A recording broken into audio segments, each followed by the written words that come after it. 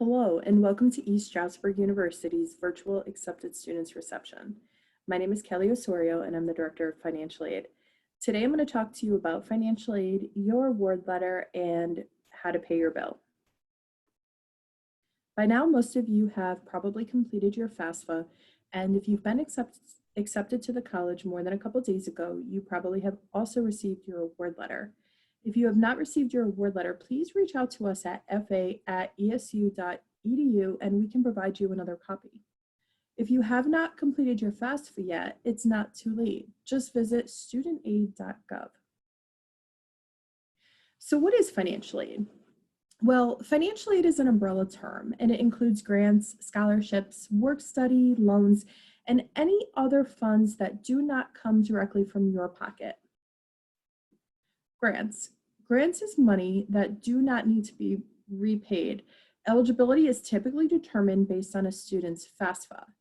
The Department of Ed has two grant opportunities. One is the federal Pell Grant, and that's awarded to students with exceptional financial need. And the other is the Federal Supplemental Educational Opportunity Grant, FSEOG. So the difference between these two grants is that the FSEOG grant has limited funds. So you may be eligible for this grant, but there may not be funds available to award it. For those of you that live in Pennsylvania, there's also the Pennsylvania State Grant, and that is determined based on your FAFSA information through the FIA organization. Also, ESU does have some institutional grant funds, and they are awarded by the admissions office. Scholarships. So like grants, scholarships is money that does not need to be paid back. Eligibility is typically determined based on need and/or merit, and ESU does have a couple institutional scholarship opportunities. All students entering for the fall 2020 term will be reviewed by the admissions office for scholarship eligibility. After you have been a student at ESU, you may qualify for a foundation scholarship. Typically, these scholarships require an established college GPA and some earned credits at the college level. So once you have been at the school for more than a semester, you can look to see if you're eligible for any of these scholarships. Also, ESU has athletic scholarships, and these are decided by the athletic director and/or the head coach. All students are encouraged to explore external scholarship opportunities, and these are scholarships that will be paid on your behalf by an organization outside of ESU. The Pennsylvania State System of Higher Ed also has a foundation, and these are scholarships to be awarded to any student attending one of the 14 Pennsylvania State System schools. So I strongly encourage all students to check out the pafoundation.org website to see if you qualify for any of their scholarships. Work study. Work study is a part-time job where you can earn money to help pay for your educational expenses. Eligibility for work study is determined based on need, which is based on your FAFSA information. If you do decide to work, you can work up to 20 hours per week, and you are paid bi-weekly, and you're paid any earned wages through a paycheck. These wages are not applied to your bill. Federal direct loans. This is money that does need to be repaid, and eligibility is determined based on enrollment status and need. So there are two types of federal direct loans for students. One is the subsidized loan, and the other is the unsubsidized loan. So the difference between these two loans is that the subsidized loan is based on need, and interest does not accrue while you are a student enrolled in college. The unsubsidized loan is not based on need, and interest does accrue while you are still enrolled in college. The interest rate for both for the 1920 school year is 4.53%. The interest rate for 2021 will be available somewhere around June or July, and we'll be able to advertise that interest rate at that time. An origination fee is charged to the borrower, and it is deducted from the loan disbursement. To be eligible for federal direct loans, you do have to complete an entrance counseling interview, and you also have to sign a master promissory note. Both of these can be completed on studentaid.gov. In addition, repayment begins 6 months after you leave school, whether for graduation, withdrawing, or if you fall below half-time status. To see who your student loan servicer is, and that's the company that you will pay your student loan payments to, you'll want to visit studentaid.gov. So when students and families hear about student loans, it produces a lot of anxiety, and everybody has heard stories about how students go into massive amount of debt in order to afford college. We don't want anyone to be afraid of taking out student loans, but we do want our students to be smart about it. Student loans can help pay for your college education, and remember that this is an investment into your future, your potential earning power. It's your college education. So we don't want you to be afraid of student loans. We just want to make sure that you're borrowing responsibly. And if you are borrowing, we do encourage federal student loans because they do offer fixed interest rates. They are typically lower than private interest rates. You do not need a credit check to receive a student loan. There are some flexibilities with when you have to pay the loan back and what repayment options are available to you. Also, for the subsidized loan, as I mentioned, the government pays the interest while you're in school, meaning that when you graduate, the loan debt amount that you have is exactly the amount that you borrowed. Also, there are student loan forgiveness programs, depending on what job you may go into. So, cost of attendance. What does it cost to attend college? Well, cost of attendance is in the estimated amount it will cost you, and that has to do with direct costs and indirect costs. Now, direct costs, those are costs that are billed to you by the school. So, tuition, fees, if you're living on campus, that would be a room charge. If you elect to have a meal plan on campus, that would be a board charge. Indirect costs, those are expenses related to your attendance but not billed to you by the school. Books, supplies, if you're a commuting student, what it would cost for room and board, if you're a commuting student, what your transportation cost would be, and any other miscellaneous expense.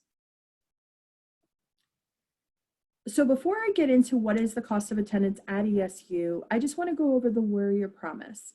So as a new student, you will benefit from the ESU's Warrior Promise, and that is the guaranteed tuition rate program. So for the next 4 years, you can earn as many undergraduate degrees as you want. You can take as many minors as you want, and you can try to achieve as many certificates as you want, all within a 4-year period, and your tuition rate will be the same every year. Your tuition will not increase. So the 2020-2021 tuition and fees. Here you will see on the left side for in-state students what it would cost to be a commuter, so that's just tuition and fees, and then what it would cost to be a resident, tuition, fees, and then this is an approximate housing and meal plan cost. Now your actual cost for housing and your meal plan will be determined based on which kind of housing you select and also which meal plan option you select. So while this is just an estimate, your charges may be different. And then on the right, if you're an out-of-state student, we have the cost of attendance for a commuter and then the cost of attendance for a resident. Now, please note that right now the tuition and fees are just an estimate, and after the board approves later in the month of April, we will know actual cost. So now that you know what the cost of attendance is, and you can compare that to your award letter to see what your aid eligibility is to pay the cost of attendance, you may notice that there is a difference in what you have to pay.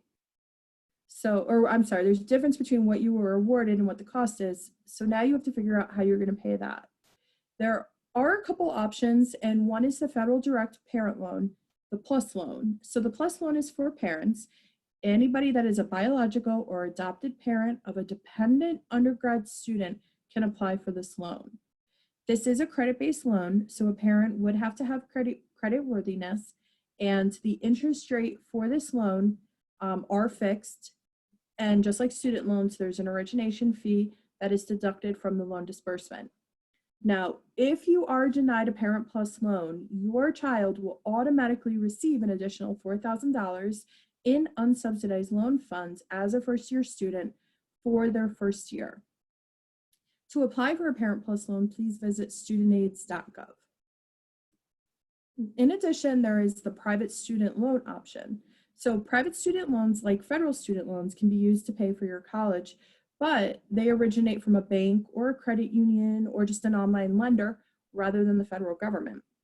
So the terms and conditions are determined by the lender and they vary from lender to lender. Interest rates could be variable or fixed. And the one thing we just want to stress is make sure you read the small print before you sign. Most private loans are credit-based, and since most students haven't established credit yet, they probably will not be approved without a cosigner. We use elmselect.com for students to be able to compare what options they have available to them. So please visit elmselect.com to see what may work for your individual situation. One thing I want to mention is the FAFSA verification. Some of you may already know that your FAFSA was selected for a verification, and really all that is a process that the school uses to confirm that the data reported on the FAFSA form was accurate. So the Department of Education selects roughly around 1/3 of FAFSAs for verification, and also the school does have the option to select the FAFSA for verification if there appears to be some form of conflicting information. If your FAFSA was selected by the Department of Ed or the school, you must complete the verification process before you can receive any federal financial aid. Here at ESU, we do use a third-party company to complete our verification. The company is called Inceptia. You will receive an email regarding the verification process after you submit an enrollment fee if you are selected for verification.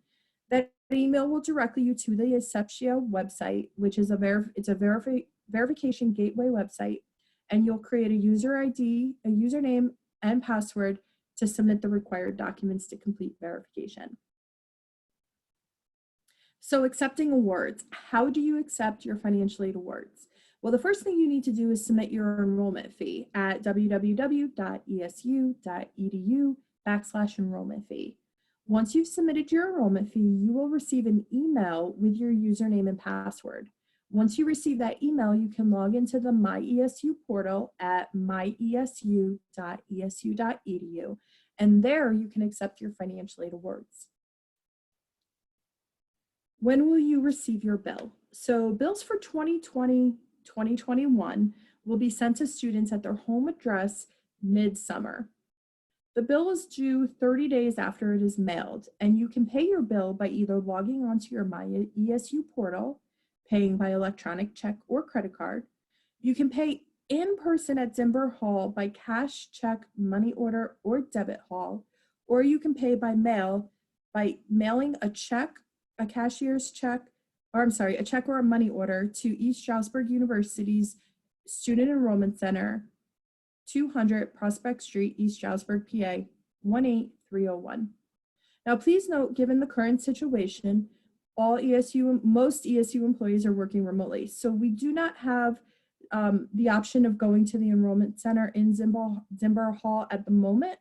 But once the college is able to open for in-person work again, then we'll be available for you to come into the Zimber Hall. In addition, the Warrior Payment Plan is also an option, and ESU offers 3, 4, or 5-month payment plans, and there's a small enrollment fee to apply for a payment plan. You can apply for a payment plan through your MyESU portal. So one thing I want to mention is, earlier we talked about loans. You may not really be interested in borrowing loans, but you know that you have to borrow some in order to afford your education. You do not have to borrow everything that was offered. It's not an all or nothing situation. If you know that your balance due is a certain amount and you know that you can only pay half of that through a payment plan or out of pocket, you may want to consider borrowing some of your loan funds and then setting up the rest of the balance owed onto a payment plan, so that you're not borrowing more than needed and you're also paying what you can out of pocket. So if you have any questions, the financial aid office is here to explain, clarify, and answer any questions that you may have. We are available by phone, but if you call, you will have to leave a voice message and then we'll give you a call back as soon as we can. But also our email is fa@esu.edu. Right now, because staff is working remotely, email is the quickest way to get a hold of somebody and we'll respond as soon as possible. So if you have any questions, please reach out to us, and thank you for listening to the financial aid presentation. I hope to see you this fall as you join our Warrior family. Thank you.